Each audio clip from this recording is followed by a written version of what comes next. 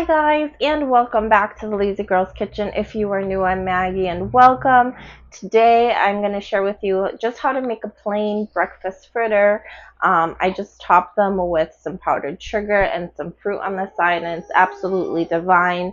Yeah, so I'm excited to share it with you. Okay, sorry, he's having a cranky day today. So if you guys like the recipe, as always, make sure you give us a big thumbs up. And then if you haven't yet, subscribe. Here, say hello to our friends. Can you say hello? Say hi, everyone.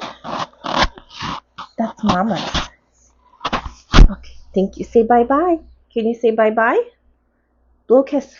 Blow kiss. Blow kiss. You can do it. Good job. All right, guys. Enjoy. Bye. Good job. Good job.